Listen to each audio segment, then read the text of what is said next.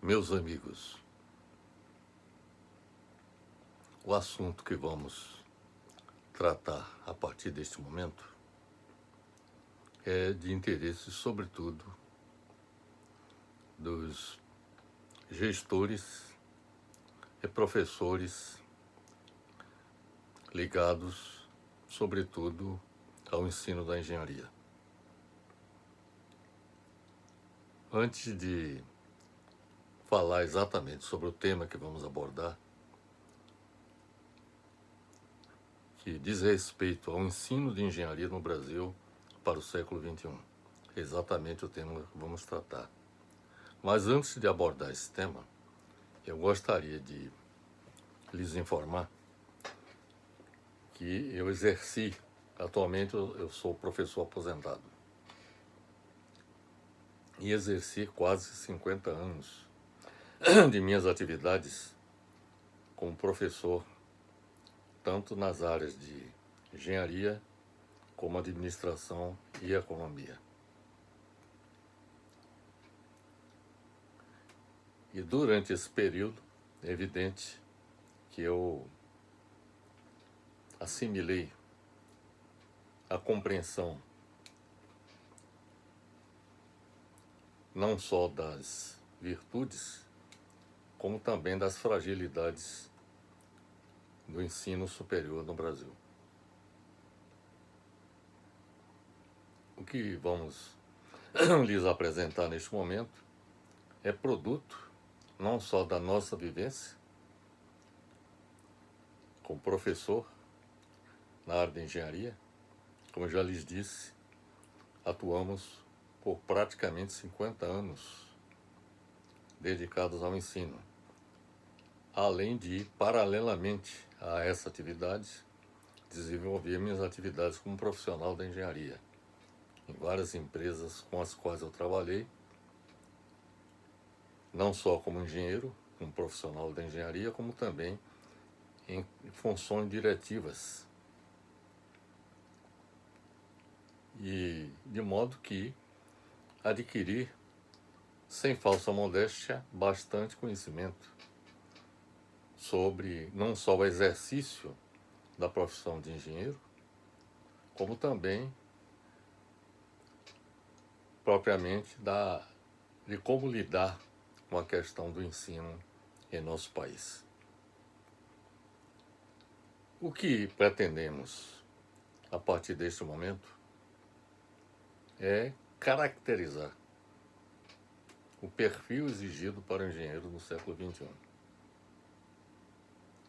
e as mudanças requeridas na sua formação e no sistema de educação do Brasil em geral no século XXI.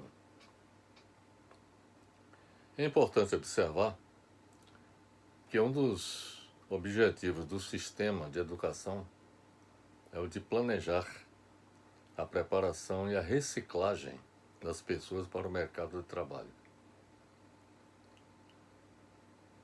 Compete aos planejadores dos sistemas de educação identificar o futuro papel dos engenheiros para que esses engenheiros possam contribuir com efetividade na promoção do desenvolvimento do Brasil, bem como esses engenheiros possam lidar em um mundo do trabalho com a presença de máquinas inteligentes.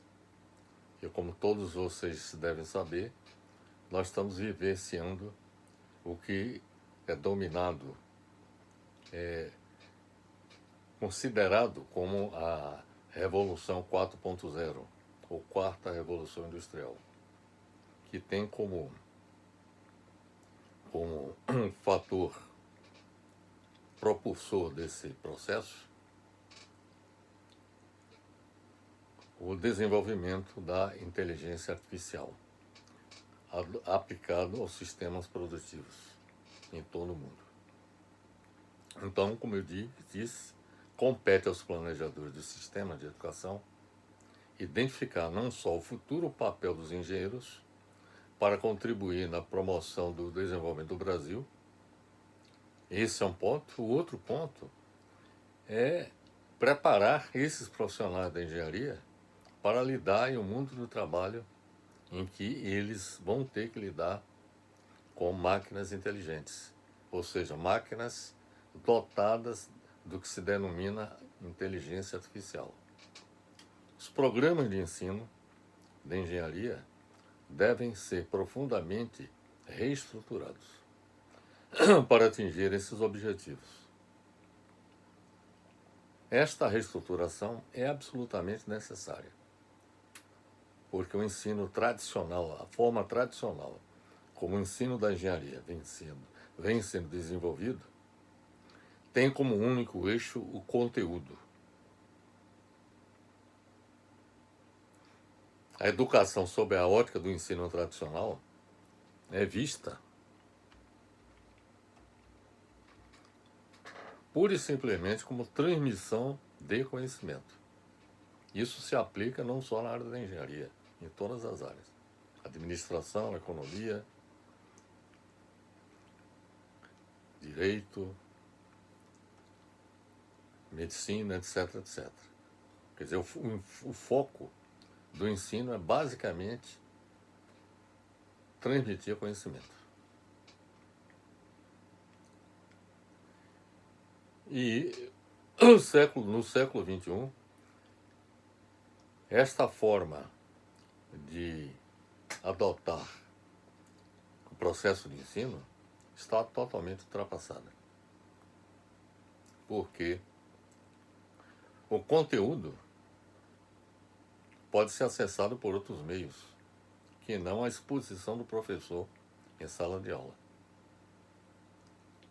Os meios disponíveis são a internet, através dos diversos softwares que possibilitam as pessoas acessarem as bibliotecas existentes em todo o mundo. Então, como eu disse, dentro do contexto que se desenha para o século XXI, não se justifica limitar a educação à mera transmissão do conhecimento, que é o que acontece hoje.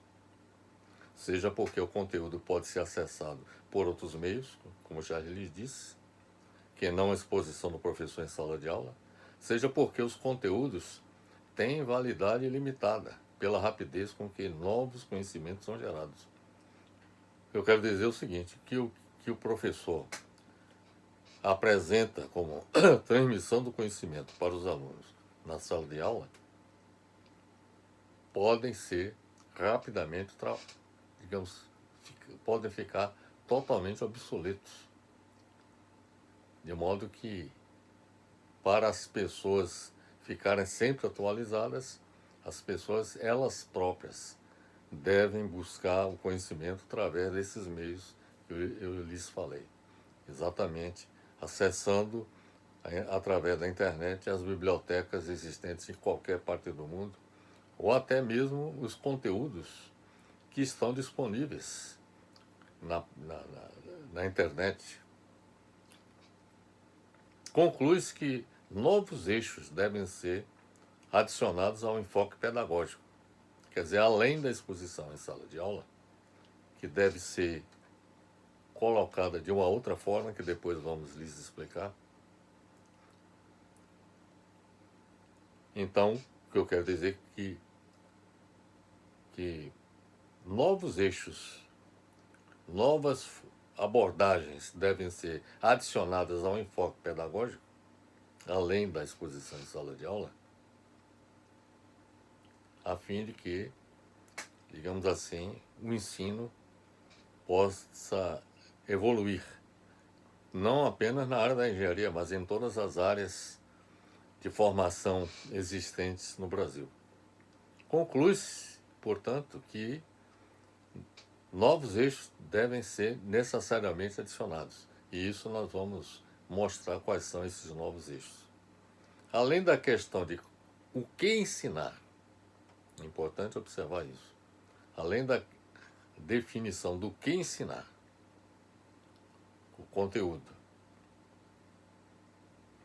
deve-se enfatizar também como ensinar, a metodologia.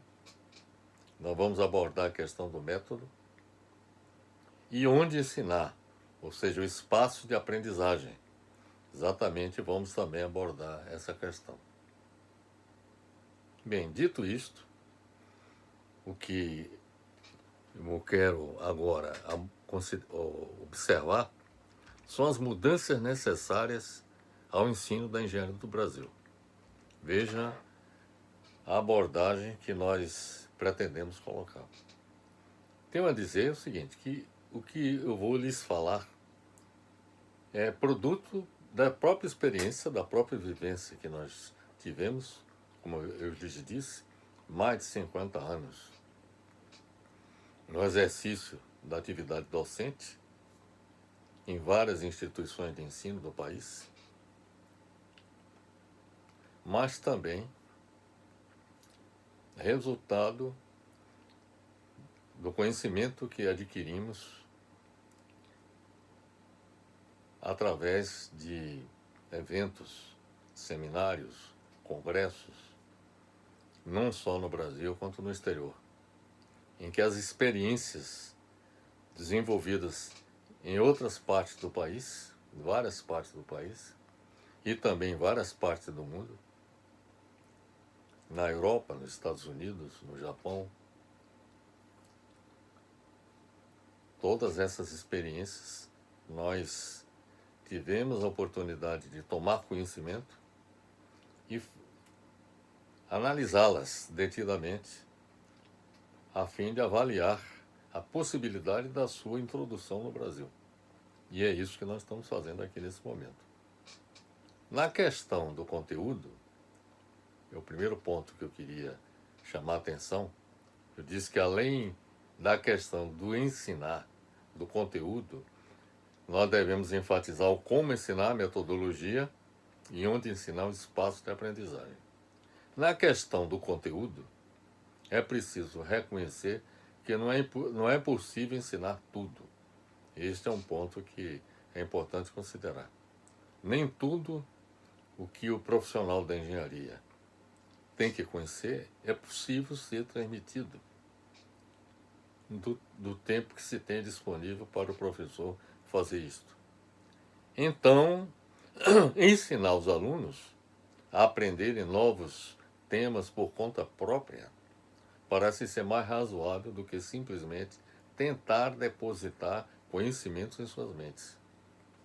Em outras palavras, o papel do professor não é transmitir conhecimento, mas ensinar os alunos a aprenderem como eles, por conta própria, acessarem os conhecimentos necessários ao seu próprio desenvolvimento.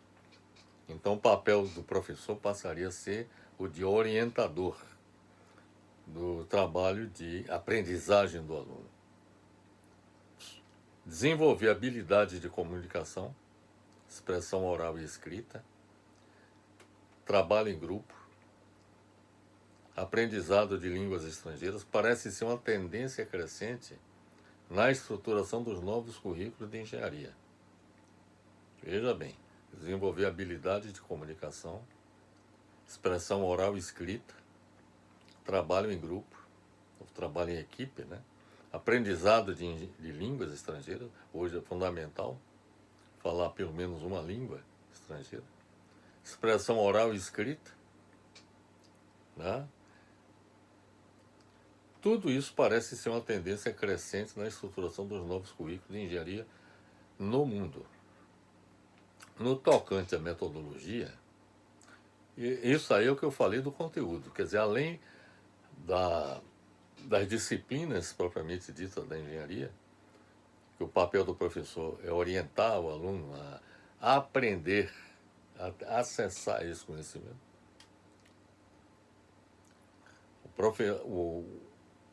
No processo do ensino da engenharia é importante que também desenvolva no aluno habilidades de comunicação, expressão oral e escrita, trabalho em grupo e aprendizado de línguas estrangeiras. É importante que no processo de ensino essas questões sejam devidamente consideradas. Na realidade, hoje em dia, isso não é devidamente considerado. E o processo, por exemplo, do conteúdo, o enfoque é mais de transmissão de conhecimentos, com o professor falando na sala de aulas para os alunos. Quanto à metodologia, falei do conteúdo. Agora, quanto à metodologia, por outro lado, é preciso romper com a ideia de ensinar a ciência básica antes das disciplinas técnicas. Por exemplo, no ensino da engenharia, hoje, basicamente, logo nos primeiros anos da formação do engenheiro, se ensinam disciplinas básicas, como, por exemplo, cálculo infinitesimal, integral, como geometria analítica e física e vários outros tipos de disciplinas básicas que compõem o currículo na formação do engenheiro. As disciplinas técnicas, ou seja, aquelas voltadas para a formação profissional, propriamente dito, elas são realizadas a partir do terceiro ano do curso. Geralmente, os 2 primeiros anos são dedicados à transmissão de disciplinas básicas. As disciplinas propriamente ditas voltadas para o exercício profissional, as disciplinas técnicas, elas são colocadas exatamente no terceiro, quarto e quinto ano na formação do engenheiro. Tal atitude de separar, quer dizer, primeiro ensinar ciência básica, para depois disciplinas técnicas. Como disciplina técnica, nós temos o caso, por exemplo, de existência dos materiais, estabilidade das construções, máquinas elétricas, linhas de transmissão, no caso da quem estuda engenharia elétrica, né? Então, essas disciplinas são colocadas basicamente já no final do curso, quando o aluno já estaria se preparando para a sua formação. E, como já lhe disse, tal atitude já se mostrou ineficaz, pois os conceitos matemáticos e físicos, que geralmente são dados nos 2 primeiros anos do curso de engenharia, por exemplo, são abordados via de regra, sem conexão com a prática da engenharia. Esse é um dos problemas que até contribuem para desmotivar os alunos durante a realização dos cursos. A nova ideia seria o seguinte, é de focar o conteúdo relacionando com os problemas do mundo real e desenvolver o conhecimento teórico a partir de um problema prático. Então, por exemplo, ao lidar com um projeto de um edifício, o aluno mesmo na etapa inicial do seu curso, ele deve ter a informação de quais são as disciplinas que ele precisa conhecer para tratar de cada um dos elementos constitutivos do projeto da edificação. Então, por exemplo,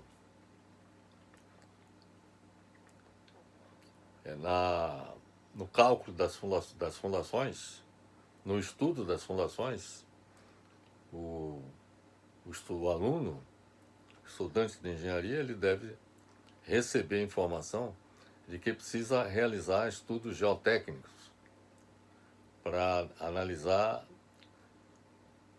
as condições do solo para poder implantar os alicerces do edifício. E ao tratar dessa questão, ele pode fazer referência, por exemplo, a uma disciplina relacionada com a questão, que é o caso da mecânica dos solos. No caso, por exemplo, dos pilares do edifício, fazer referência às disciplinas que vão contribuir para que eles possam dimensionar os pilares da forma mais adequada possível. Da mesma forma que as vigas, o cálculo da estrutura, como é que deveria ser feito, quais as disciplinas que vão ajudar nesse sentido. Além disto, as instalações, tanto elétricas como hidráulicas, em qual momento da construção do edifício entraria, digamos assim, a implantação, a instalação da parte elétrica como da parte hidráulica, e quais são as disciplinas que estariam relacionadas com a execução de cada uma dessas instalações. E, em suma, abordando um caso concreto, o projeto, por exemplo, de um edifício, então o professor, os vários professores das diversas disciplinas, na sala de aula explicaria para os alunos exatamente o que significa a construção do edifício, quais são as disciplinas necessárias para que eles possam resolver os problemas específicos ligados a uma das questões envolvidas, como eu falei, a fundação do edifício, as instalações elétricas, a parte estrutural, pilares e vigas, etc. Então, tudo isso deveria, digamos assim, mostrar para o aluno a conexão que existe entre a realidade e as disciplinas que eles teriam que, digamos, conhecer em termos de conteúdo. Então, essa seria uma abordagem diferente da forma como é tratada hoje. Porque hoje o aluno já inicia o curso com um professor ministrando as disciplinas básicas, sem fazer nenhuma relação com a realidade concreta que o aluno terá que lidar quando ele, profissional, for exercer a profissão. Um outro aspecto também muito importante é que, aqui é o pequeno parêntese que eu faço, que uma das debilidades relacionadas com a formação do engenheiro no Brasil é que a formação do engenheiro já se define, já estabelece a partir, sobretudo, do terceiro ano, a formação que ele vai, a especialização que ele deveria, que ele fará. Por exemplo, engenharia elétrica, engenharia mecânica, engenharia civil, engenharia sanitária e assim por diante. Engenharia de Minas. Então, o que eu quero dizer é o seguinte, é que eu considero uma falha, digamos assim, a formação do engenheiro ser estruturada nesses termos. Nos 2 primeiros anos, ciência básica, não há nenhuma correlação, não se faz nenhuma correlação entre o que é tratado na ciência básica com os projetos de engenharia em geral, por exemplo, o projeto de uma ponte, o projeto de uma usina hidrelétrica, o projeto de uma usina nuclear, um projeto de uma linha de transmissão, um projeto de uma rodovia ou de uma ferrovia. Então, nada disso é tratado nesse estágio inicial. Só a partir do terceiro ano é que decisão própria do aluno, ainda sem nenhuma orientação objetiva, ele elege a profissão, a especialização que vai fazer. Ou vai fazer engenharia civil, engenharia mecânica, engenharia elétrica, etc. Quando o correto seria exatamente nessa etapa inicial, já nessa etapa inicial, os alunos tomarem conhecimento das diversas áreas da engenharia, ter uma visão ampla da engenharia, para que já a partir dessa etapa inicial eles já tenham clareza quanto às opções que ele poderá eleger a partir do terceiro ano. Então, há uma falha muito grande nesse particular. E, além disto, quer dizer, o fato de não haver essa conexão, essa explicação assim sobre os aspectos abrangentes da engenharia, a engenharia na sua totalidade, para que os alunos possam compreender exatamente a dimensão das alternativas que estão colocadas para ele. A ausência dessa colocação faz com que muitas vezes o aluno não faça a devida escolha no momento que precisa para definir qual a especialização necessária para ele exercer a engenharia. Fechando esse parênteses, vamos dar continuidade aqui à nossa apresentação. Então, falamos sobre a questão do conteúdo e falamos da questão da metodologia, a questão da ciência básica e a questão das disciplinas técnicas, mais voltadas para a especialização nas engenharias. Uma outra aberração que o ensino tradicional da engenharia vem apresentando é o da separação entre teoria e prática. Isto se manifesta no fato de criar salas de aula para a teoria e laboratórios para a prática. Não é de se espantar que os alunos tenham tanta dificuldade para relacionar a teoria com a prática, já que, se aos seus olhos, tudo se passa sem relação tempo-espacial. Quer dizer, a teoria acontece num determinado momento, num espaço, na sala de aula, e a prática acontece nos laboratórios em outro momento. As coisas não acontecem simultaneamente, é esse o ponto que eu queria observar.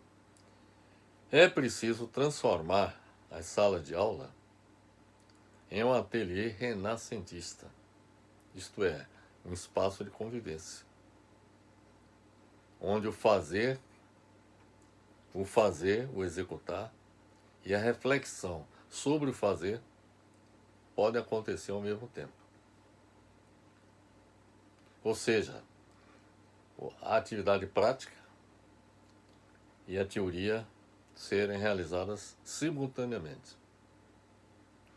O espaço de aprendizagem deve ser um ambiente onde a prática e a teoria possam ser desenvolvidas de maneira paralela, ou seja, simultaneamente e de forma complementar. O separar a teoria da prática contribui para fragilizar o processo de educação. Essa é uma constatação que eu pude chegar a partir da minha própria vivência, que eu também cometi essas falhas, né? Durante boa parte das minhas atividades como professor na área de engenharia.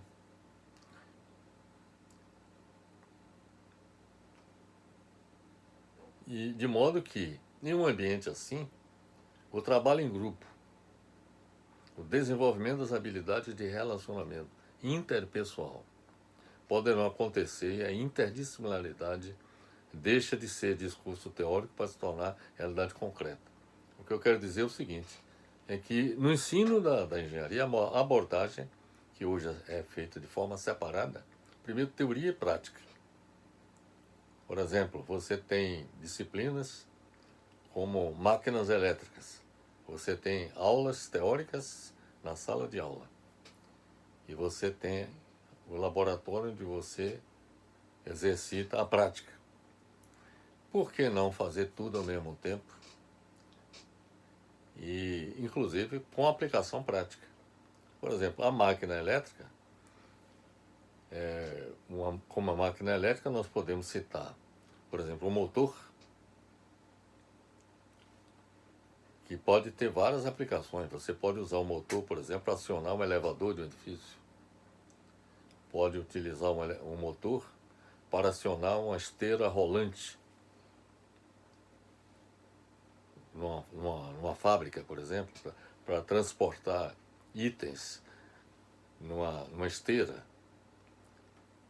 E esse motor acionar essa esteira.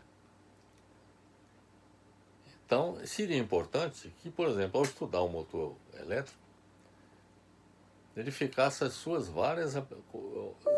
se exercitasse, se considerasse as suas várias práticas, para que, digamos assim, ao considerar essas práticas,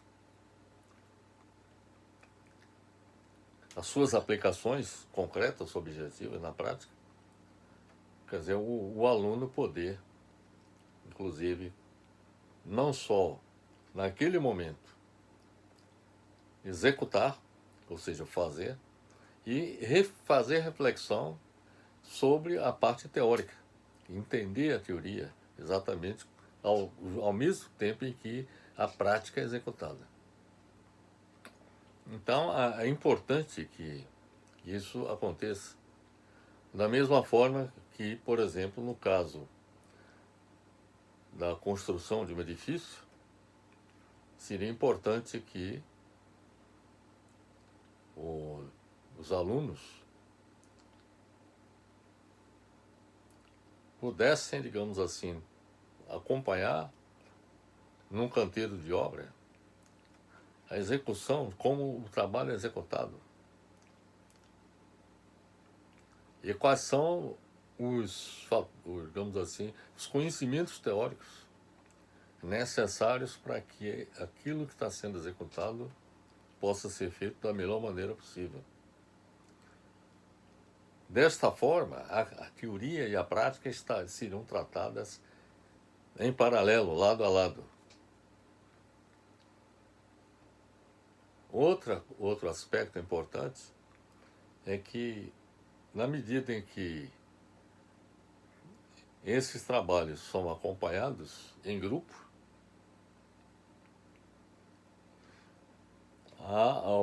até o relacionamento interpessoal pode acontecer, há trocas de impressões entre os alunos e esclarecimentos de dúvidas pelo professor, de tal maneira que, naquele momento, naquele instante, aquelas dúvidas seriam esclarecidas. Um outro aspecto também é que, do ponto de vista prático,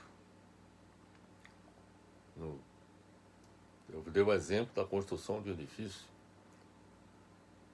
se pode colocar no mesmo ambiente, na mesma sala, que seria transformado numa espécie de, como falei, um ateliê renascentista, os profissionais das várias disciplinas. Então, na construção de um edifício, por exemplo, nós temos, além do engenheiro civil, nós temos também o elétrico, temos um engenheiro hidráulico, temos o engenheiro geotécnico, que lida com as fundações, temos um engenheiro estrutural, que executa o cálculo. Então, esses professores especializados nessas áreas estariam presentes naquele momento exatamente para transmitir os conhecimentos e exatamente orientar os alunos, mostrando onde eles poderão aprofundar ou absorver os conhecimentos necessários para, digamos assim, executar os trabalhos que eventualmente sejam colocados para eles, os alunos executarem. Por exemplo, realizar as pesquisas na biblioteca, a fim de levar para os professores os resultados dos estudos que realizou. Então, o papel do professor seria de orientar como os alunos devem obter os dados na biblioteca ou na internet, ou exatamente daquelas questões que forem relevantes ao lidar com casos como esses que eu falei, a construção de um edifício, ou, por exemplo, a instalação de um elevador em uma edificação, ou, por exemplo, a construção de uma subestação elétrica ou de uma usina geradora, em que aí você teria, além de engenheiros estruturalistas, engenheiros civis ligados ao cálculo estrutural, também engenheiros elétricos, hidráulicos, geotécnicos, quer dizer, todos os profissionais envolvidos naquele empreendimento, naquele tipo de empreendimento, falaria todos no mesmo ambiente para os alunos, eles adquirirem uma visão abrangente do problema a ser tratado. Essa é uma abordagem nova, avançada, diferente da abordagem tradicional.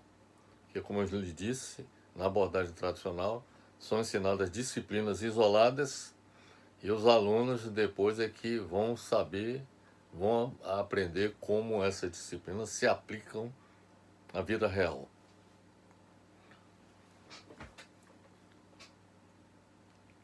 Bem, como eu lhe disse, a proposta colocada aqui trata de transformar a sala de aula em uma oficina de trabalho.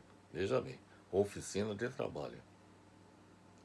É um local de teoria e um local de prática também. Dotado de recursos para que os alunos possam investigar e construir o seu próprio entendimento. Por exemplo, uma coisa que, do ponto de vista da estrutura das faculdades de engenharia, não deveria haver essa separação, sala de aula e laboratórios. Sala de aula e laboratório devia estar tudo junto.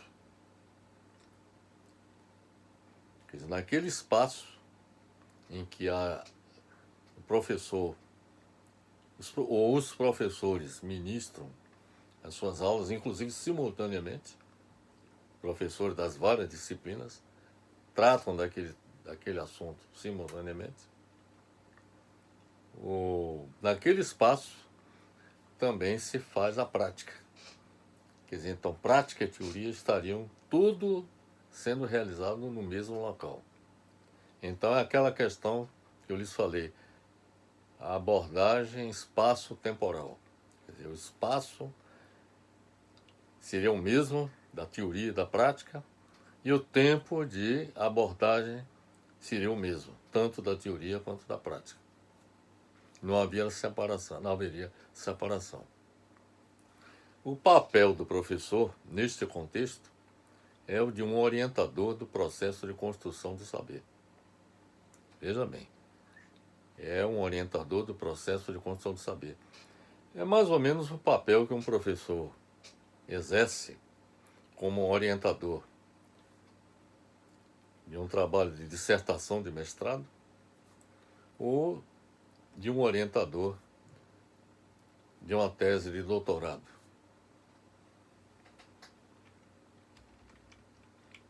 Bem, quais são as propostas de mudanças no ensino da engenharia no Brasil que nós apresentamos objetivamente? Primeiro, qual é o perfil do engenheiro no século XXI? No século XXI, as competências dos engenheiros deveriam ser as seguintes. Primeiro, possuir boa base de fundamentos de ciência da engenharia, ou seja, ter uma visão abrangente da engenharia.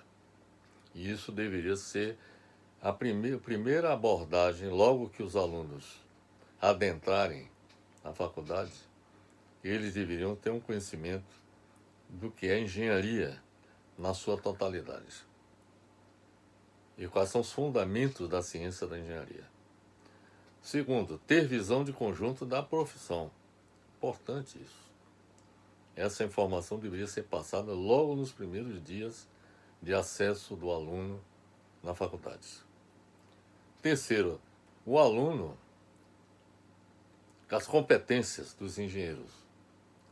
Quer dizer, quando eu falo a competência, o engenheiro ele deve ter a formação necessária para possuir boa base de fundamento de ciência da engenharia. Então ele tem que ter uma visão abrangente das engenharias.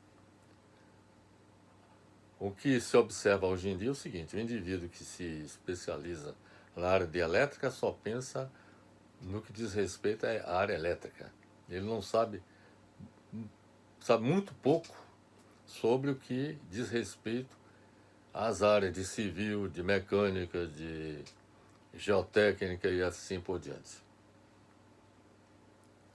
Então, esse conhecimento abrangente, todos os profissionais ligados a cada especialização deveriam ter.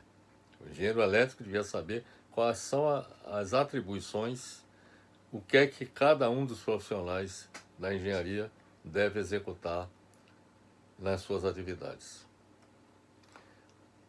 Ter visão de conjunto da profissão, é isso aí que eu estou falando. Ter curiosidade e desejo de aprender por toda a vida. Então ele não pode se acomodar. Porque se acomodar, fica colocado fora do mercado.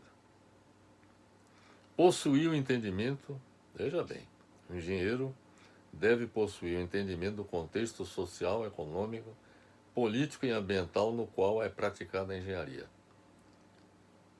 Quer dizer, uma das características de grande parte dos engenheiros é exatamente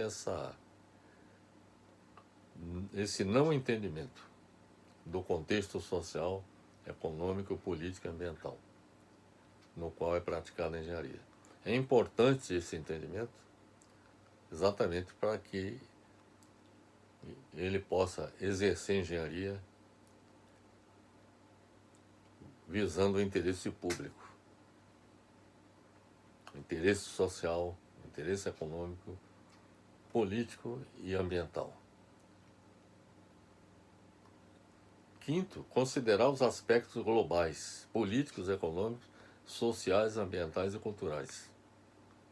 Ele tem que ter uma cultura abrangente sobre o ambiente em que ele vive. E não só do país em que ele vive, mas do mundo. Sexta competência, atuar com isenção de qualquer tipo de discriminação e comprometido com a responsabilidade social e o desenvolvimento sustentável. Isso é fundamental. Quer dizer, para ser um engenheiro responsável e comprometido com a responsabilidade social e com o desenvolvimento sustentável. Ou seja, executar projetos que não agridam o meio ambiente e que não afetem ou não afetem os projetos a sociedade, os interesses da sociedade em que ele vive. O oitavo item é possuir capacidade de reconhecer necessidades dos usuários, analisando problemas e formulando questões a partir dessas necessidades e de oportunidades de melhorias para projetar soluções criativas de engenharia. Se o engenheiro vai executar alguma obra para o setor público, ele tem que reconhecer a necessidade dos usuários daquela obra. Se vai construir um edifício, ele tem que reconhecer as necessidades de quem vai utilizar aquele edifício, analisando os problemas que possam existir e formular questões a partir dessas necessidades e de oportunidades de melhorias. Tem que buscar sempre melhorar aquilo que esteja realizando, para projetar soluções criativas de engenharia. Ele deve possuir a capacidade de criar algo novo, é um outro aspecto. utilizando as demais inteligências e aplicando-as de forma inovadora. Ou seja, ele tem que, inclusive, quando eu falo aqui, criar algo novo, ou seja, inovar, utilizando as demais inteligências, ou seja, das pessoas que o cercam, da sua equipe de trabalho, e aplicando-as de forma inovadora, né? Ser generalista, ou seja, ter uma visão abrangente, conhecimento o mais amplo possível do mundo que nós vivemos. Ser generalista, humanista, tem um compromisso com a humanidade. Ser crítico, reflexivo, criativo, cooperativo, ético. Cooperativo no sentido de estar sempre cooperando com as pessoas que o procuram, sejam os colegas de trabalho, sejam as pessoas a quem presta o serviço e a sociedade. Busca ser criativo e ser crítico de si mesmo, quer dizer, dos trabalhos que realiza. E, sobretudo, agir com ética de responsabilidade pública. Adotar perspectivas multidisciplinar e transdisciplinar em sua prática. Multidisciplinar no sentido de considerar as várias áreas do conhecimento na prática da engenharia. E transdisciplinar no sentido de interrelacionar essas disciplinas umas com as outras. Então, por exemplo, nós não podemos imaginar a construção de um edifício sem incorporar a parte elétrica, a parte hidráulica, a parte estrutural, quer dizer, tudo isso de uma forma integrada. Então, essa perspectiva multidisciplinar e transdisciplinar tem que ser levada em conta. O engenheiro deve possuir habilidade para conduzir seres humanos e agir com urbanidade, com civilidade, e não de forma autoritária, com relação, por exemplo, aos trabalhadores que executam as obras. Possuir habilidade para conduzir os seres humanos, como eu disse.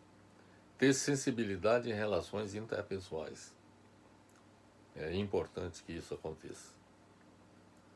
Estar apto, o engenheiro tem que estar apto a pesquisar, desenvolver, adaptar e utilizar novas tecnologias com atuação inovadora e empreendedora. Então, o profissional da engenharia, as competências para o século XXI, estão a exigir que, na medida em que novas tecnologias surjam, ele seja capaz de adaptar e utilizá-las na execução dos trabalhos que estejam sob sua responsabilidade. Ele deve possuir habilidade de compreender o impacto da tecnologia, como a inteligência artificial e a robótica, que deve dominar o século XXI. Sobretudo a partir de 2045, a expectativa é que sejam produzidos robôs mais inteligentes do que um ser humano. E o profissional da engenharia do século XXI, ele deve utilizar esses recursos como ferramentas para ampliar seu potencial.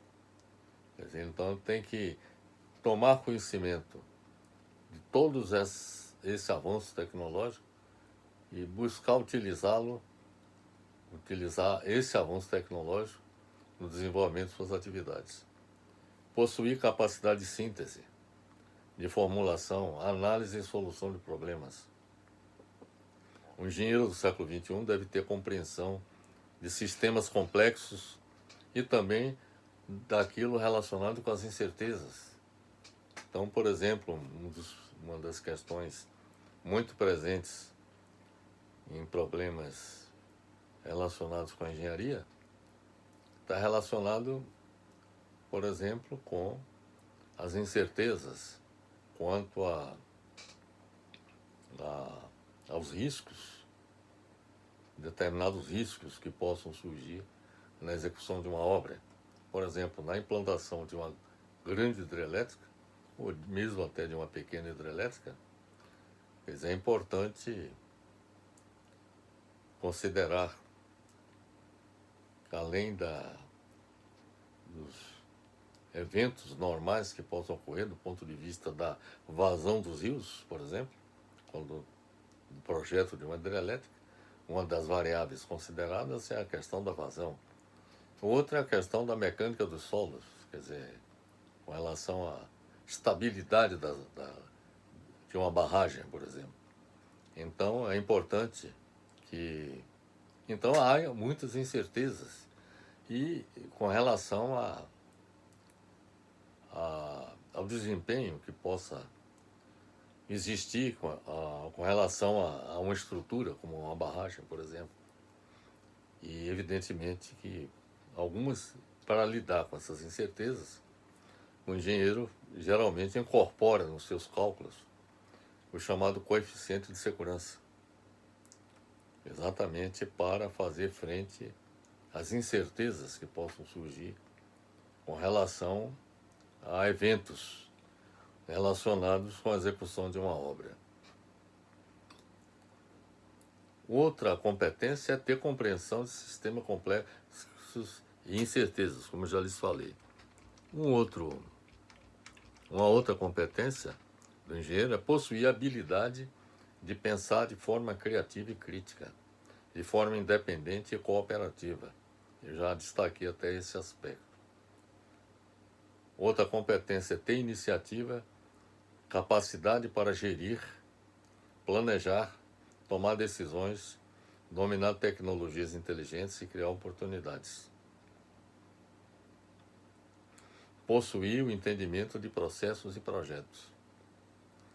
Um aspecto que eu queria até observar com relação à questão das competências é o seguinte: uma das deficiências que eu pude observar, inclusive na minha própria formação, que eu pude suprir, digamos assim, eliminar essas deficiências que eu adquiri na minha formação de engenheiro, não fui preparado, por exemplo, para gerir empreendimentos, porque a disciplina de administração que foi colocada durante o curso foram fundamentos de administração, que eram uma informação muito superficial de como gerir empreendimentos. Por exemplo, uma empresa de engenharia, gerir uma empresa de engenharia, ou então gerir empreendimentos complexos. Por exemplo, as escolas de engenharia não preparam os engenheiros para gerir empreendimentos complexos. Eu, por exemplo, adquiri minha capacitação na área de gestão com a realização que fiz de mestrado em administração, de administração industrial e engenharia econômica, pela Universidade Federal do Rio de Janeiro.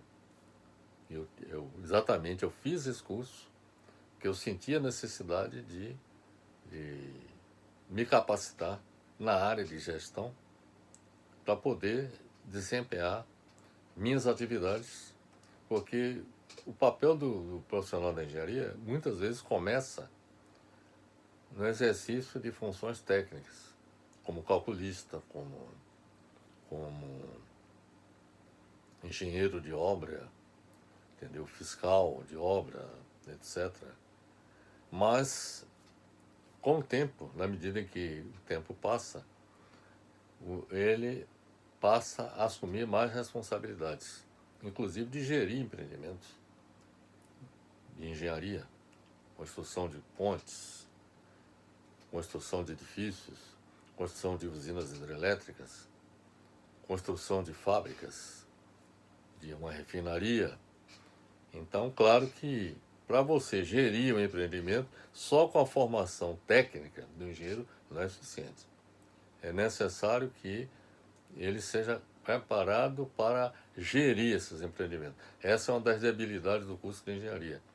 Então, precisaria, no curso de engenharia, haver, digamos assim, disciplinas dedicadas a essa área de gestão.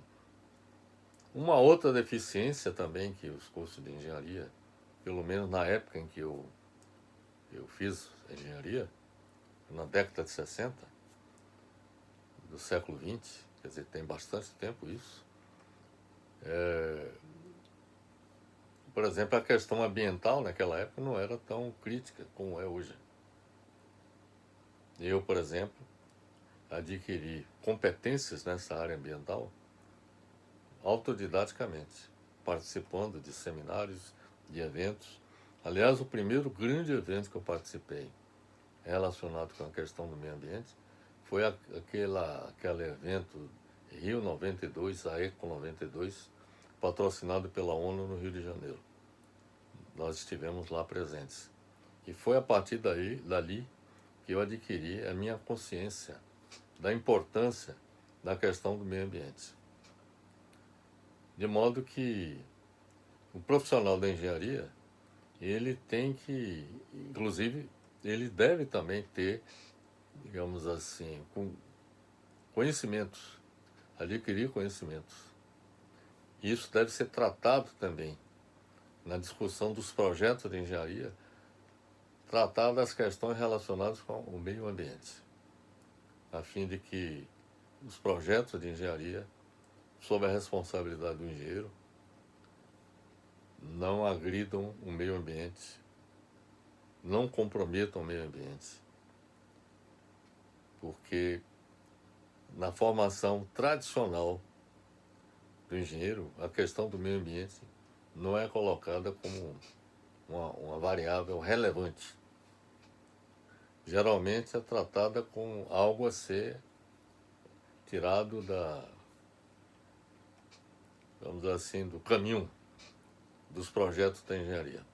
Não é por acaso que muitos empreendimentos que são executados no Brasil, a questão do meio ambiente é tratada de forma, digamos assim, de forma negativa.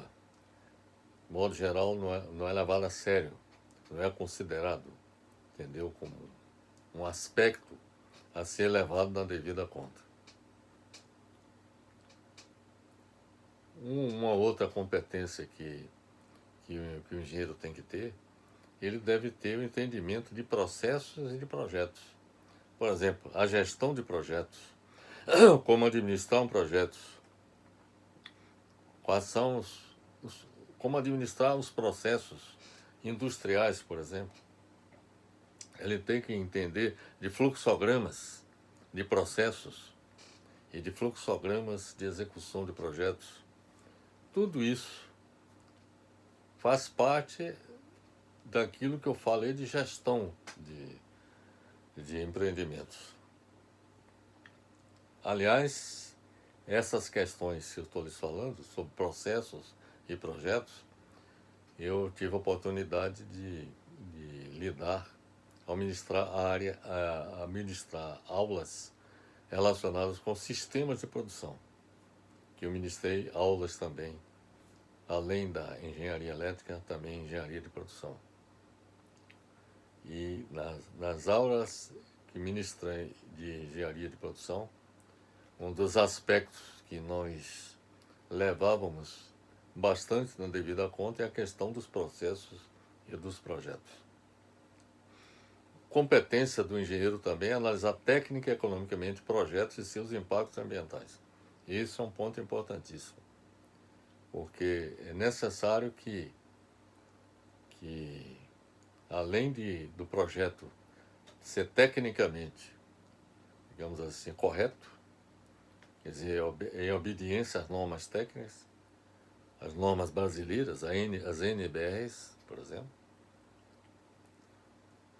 que, no caso, atenda às exigências técnicas, que também, ela, do ponto de vista técnico, seja um empreendimento seguro, que a segurança seja garantida, assegurada, que seja um projeto economicamente viável, quer dizer, cujo custo seja compatível com, no caso, se for um empreendimento público, com as necessidades, com a disponibilidade de recursos públicos, e se for para um empreendimento privado, em que do ponto de vista econômico, seja um empreendimento viável, por exemplo, a construção de um edifício que atenda, digamos assim, às expectativas dos empreendedores, no sentido de obter o lucro desejado pelos empreendedores.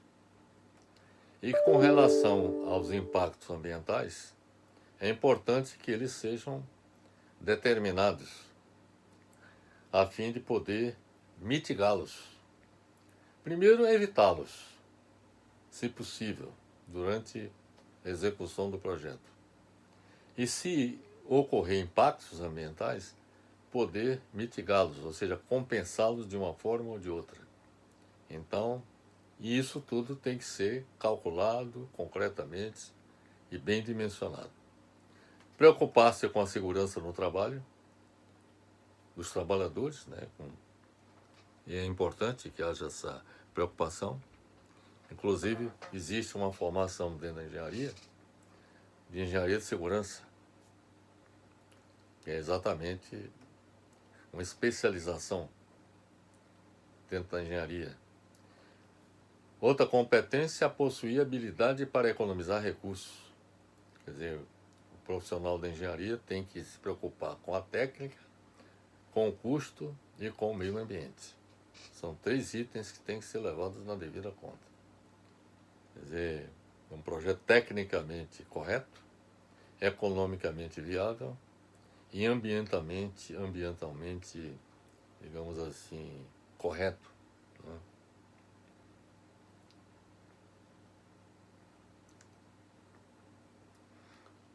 Outra competência é possuir flexibilidade, habilidade e autoconfiança para adaptação a mudanças grandes e rápidas.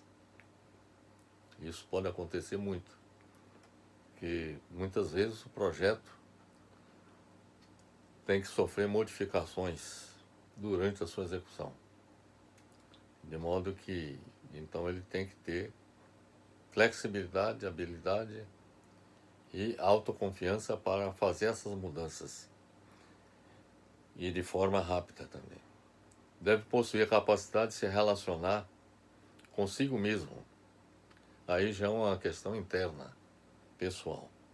Destacando-se o autoconhecimento, autocontrole e domínio de emoções.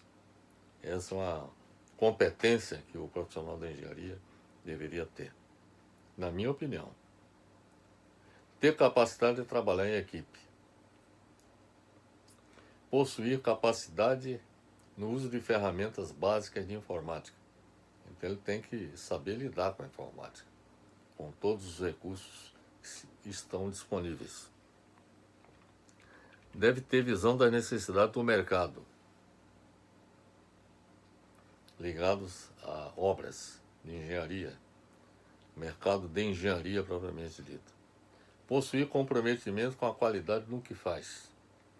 Então tem que procurar fazer tudo que ele fizer, fazer o melhor que possa ser feito. Possuir o domínio de línguas, pelo menos do inglês, que é considerada praticamente a língua universal. Possuir capacidade de comunicação, saber se comunicar em público. Ter comprometimento com a ética profissional. Isso é essencial. A ética é, digamos assim, fundamental que exista para que o profissional da engenharia possa exercer com dignidade a sua profissão. Bem, quais são as novas metodologias inovadoras no século XXI? Falamos há pouco sobre o perfil do engenheiro. Qual é o perfil, ou seja, as características, as competências que o engenheiro deveria ter no século XXI? Foi o que eu falei há pouco. Agora vamos falar sobre as novas metodologias. A melhoria do ensino de engenharia requer que as salas de aula, ao invés de serem destinadas à teoria, como já lhes falei, tenham como objetivo a prática. O aluno aprende a teoria em casa, veja bem para isso, aprende a teoria em casa e pratica na sala de aula, com o auxílio de um professor que passa a ser um mentor, orientador do aluno. Então, aquele esquema tradicional do professor na sala de aula, passar várias horas ou minutos passando conhecimento, o professor diz para o aluno: estude este ou aquele assunto. O aluno estuda em casa, faz a pesquisa, inclusive na internet, ou vai na biblioteca. E na sala de aula, ele vai praticar, esclarecer as dúvidas que ele tem a respeito do que ele pesquisou, do que ele aprendeu. E vai praticar. Porque, como eu já lhe disse, a sala, o ambiente, o espaço, já não é mais separado, sala de aula e laboratório. Os dois são juntos, integrados. Bem, o segundo item, a melhoria do ensino de engenharia, primeiro eu falei da sala de aula. Segundo, o aprendizado deve ser personalizado, no qual os estudantes irão aprender com ferramentas que se adaptam às suas próprias capacidades. Isso significando que os alunos acima da média serão desafiados com exercícios mais difíceis e os com mais dificuldades de aprendizado terão oportunidade de praticar mais até que atinjam o nível desejado. Então, os alunos mais avançados receberiam desafios maiores. Os alunos com mais dificuldades passariam a ter um outro tratamento. Exatamente, o professor passaria a trabalhar no sentido que aqueles que estão mais atrasados se equiparem aos mais adiantados. Terceiro, que haja livre escolha dos estudantes, tendo a liberdade de modificar seu processo de aprendizagem, escolhendo as matérias que desejam aprender, com base em suas próprias preferências, e podendo utilizar diferentes programas e técnicas que julgarem necessários para o próprio aprendizado. Claro que a escolha não é tão livre assim, é claro que dentro de determinados limites, que dentro daquelas alternativas que serão postas, serão colocadas várias alternativas. O aluno então escolheria quais são os pontos que eles gostariam de estudar. Quarto, é que haja aplicabilidade prática do conhecimento, que não ficará apenas na teoria, como já lhes falei, sendo posto em prática através de projetos, para que os alunos adquiram domínio da técnica e também pratiquem a organização, trabalho em equipe e liderança. Então, seriam colocados desafios na sala de aula, um local que é sala de aula e ao mesmo tempo laboratório. Então seriam colocados desafios em que seriam exercitadas práticas em que os alunos trabalhariam em conjunto na solução de problemas que sejam postos pelo professor. Um outro ponto é que haja o desenvolvimento de habilidades essencialmente humanas, que são aquelas não substitutas ou não substituídas por máquinas inteligentes na atividade produtiva. Ou seja, existe aquilo que no futuro, na medida que o tempo passa, máquinas inteligentes vão exercitar atividades que o ser humano executava no passado. Então, novas funções vão surgir para os seres humanos. Então, essas novas funções, é importante que sejam identificadas quais são essas novas funções, a fim de que, digamos assim, na relação entre o ser humano e essas máquinas inteligentes, o estudante de engenharia ele esteja preparado para lidar com essa nova situação que vai surgir com o advento dessas máquinas inteligentes.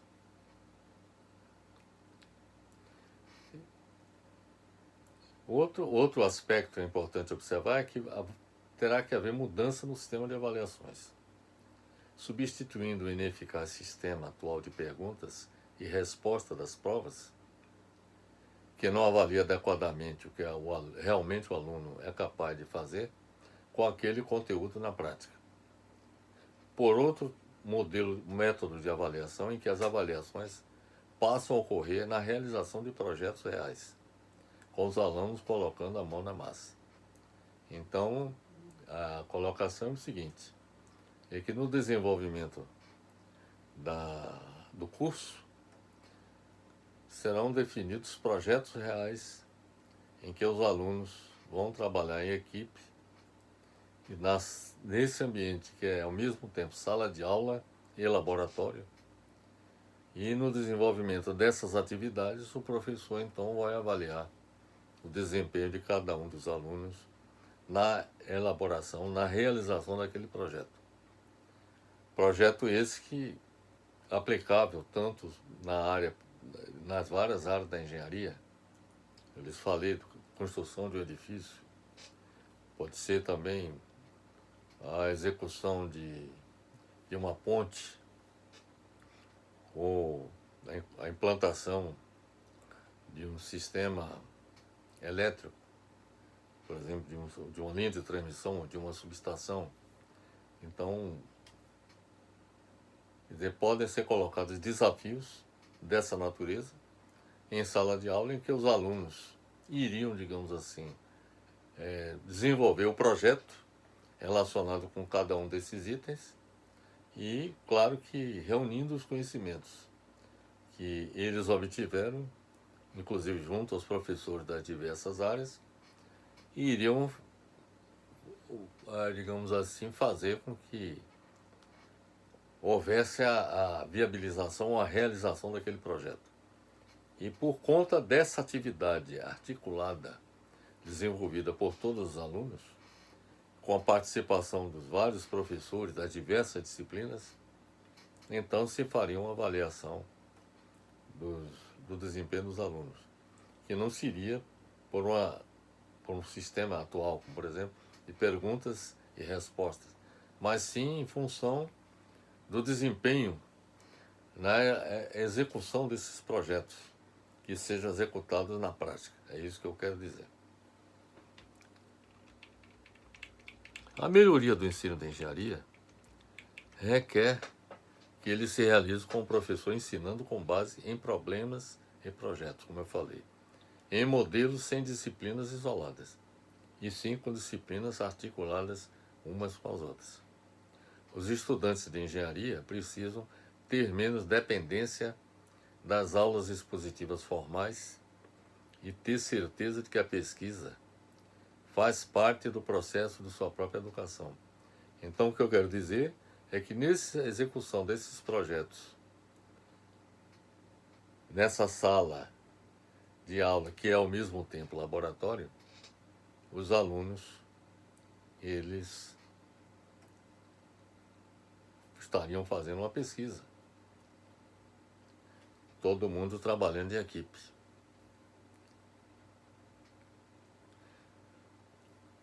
Assim, como eu já lhe disse, os estudantes de engenharia fazem a pesquisa, que faz parte do processo de sua própria educação, assim como os professores devem ter consciência de que quem não faz pesquisa ou quem não se integra ao processo de construção de novos conhecimentos não educa para o século XXI. Alguns componentes são fundamentais para o sucesso da aprendizagem. Nesta nova abordagem, a criação de desafios, atividades, jogos que realmente trazem as competências necessárias para cada etapa, que solicitam informações pertinentes, aquilo que eu falei, o aluno terá que pesquisar ou na biblioteca ou na internet, ou consulta o professor. com a participação significativa em grupos que se inserem em plataformas adaptativas. Na vida real é isso que acontece. Nenhum projeto de engenharia, por menor que seja, é realizado por um profissional isoladamente. É um trabalho em equipe. Todo projeto tem um coordenador com vários integrantes da equipe que eventualmente se reúnem para discutir como relacionar uma parte do projeto com a outra. Então, como eu lhes disse, são jogos que trazem competência necessária para cada etapa, que solicitam informações pertinentes, que oferecem recompensas estimulantes, que combinam percursos pessoais com participação significativa em grupos, que se inserem em plataformas adaptativas, que reconhecem cada aluno e ao mesmo tempo aprendem com a interação e tudo isso utilizando as tecnologias adequadas.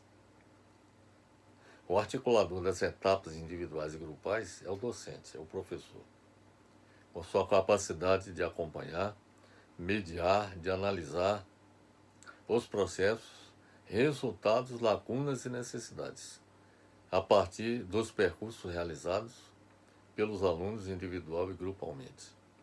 Esse novo papel do professor é mais complexo do que o anterior de transmitir pura e simplesmente informações. É evidente que aumentou a complexidade. O professor tem que se capacitar mais do que o professor do passado. O professor do futuro tem que ter um papel diferente. Da mesma forma que o profissional da engenharia tem que ter competências diferentes dos profissionais atuais.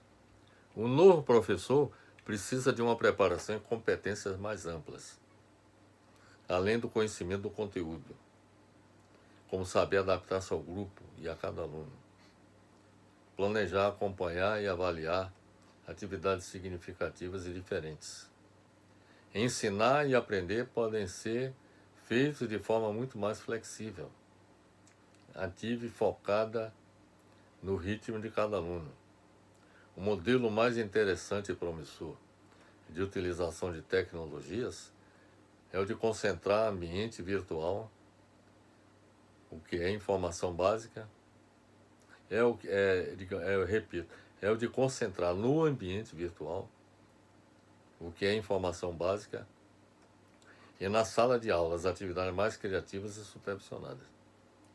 Então, o que eu quero dizer é o seguinte: o modelo mais interessante e promissor de utilização de tecnologias é o de concentrar no ambiente virtual, ou seja, o aluno se concentra no ambiente virtual para colher as informações que precisa.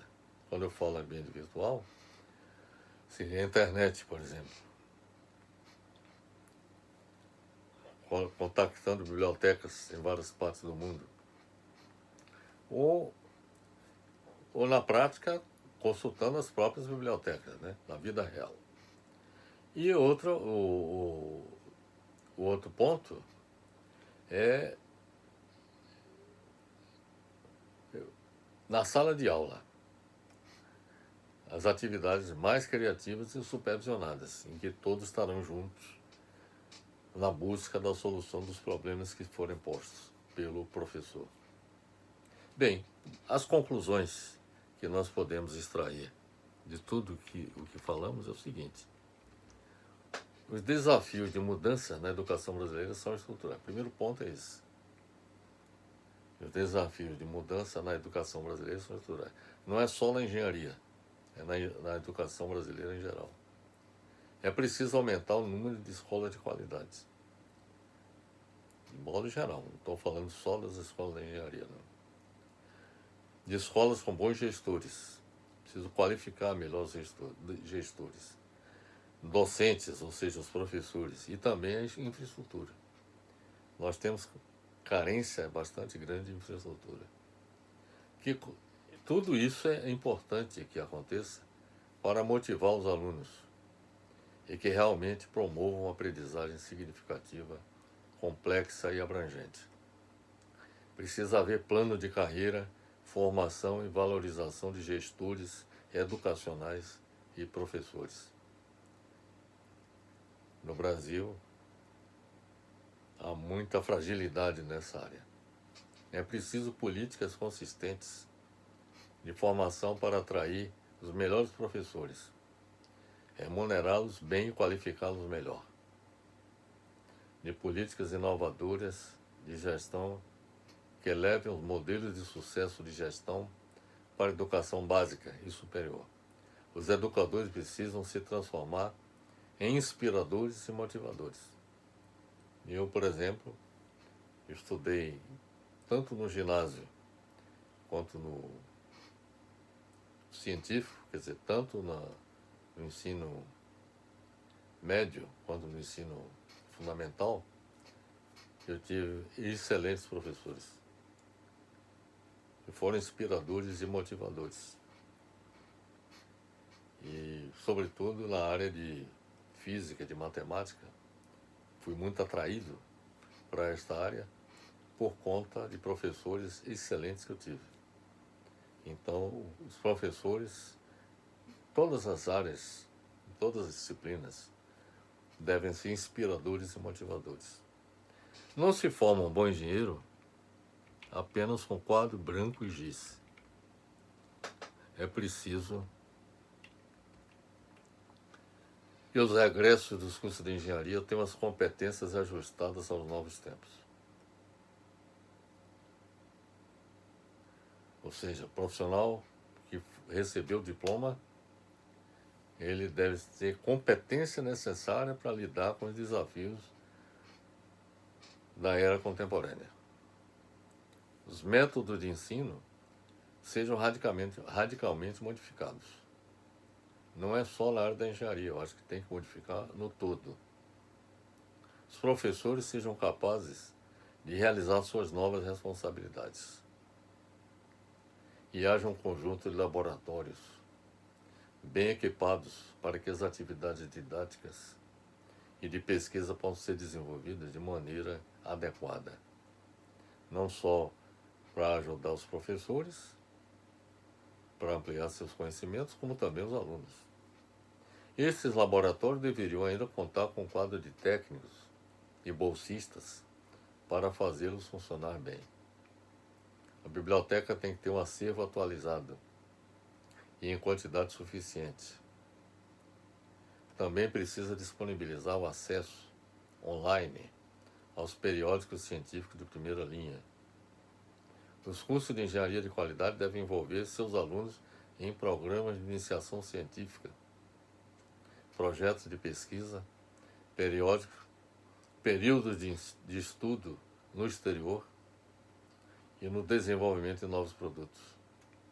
O sistema de avaliações deve substituir o ineficaz sistema atual de perguntas e respostas das provas, que não avalia adequadamente o que o aluno é capaz de fazer com aquele conteúdo na prática. Por outro, em que as avaliações possam ocorrer na realização de projetos reais com os alunos colocando a mão na massa.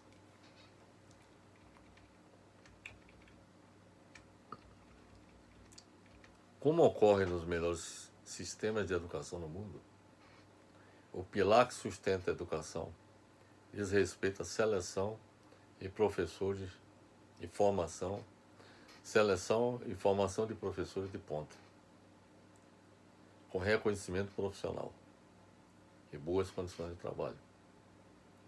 E isso eu pude observar quando tivemos a oportunidade de visitar a Finlândia,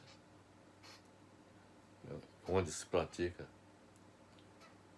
o melhor ensino do mundo. Pude constatar também, com a prática exercida tanto no Japão quanto na Coreia do Sul, que os professores têm um tratamento especial e, inclusive, os salários dos professores são comparáveis aos melhores salários que são remunerados em várias atividades do país. São reconhecidos como figuras importantes em seus países e as condições de trabalho são excelentes. As fragilidades do ensino superior no Brasil acontecem, entre outros fatores, devido às fraquezas existentes no ensino fundamental e no ensino médio, e não prepara os estudantes com capacitação suficiente para frequentarem os cursos universitários. Esta é a principal razão pela qual ocorre grande evasão de alunos em vários cursos oferecidos pela Universidade Brasileira. O ensino superior só terá grande desenvolvimento no Brasil se a educação básica for bem estruturada e lhe dê sustentação. Quer dizer, é importante observar, fazendo uma comparação entre a fundação de um edifício e a estrutura que é erguida sobre essa fundação. Quer dizer, o alicerce, ou seja, a fundação do edifício, corresponde ao ensino básico,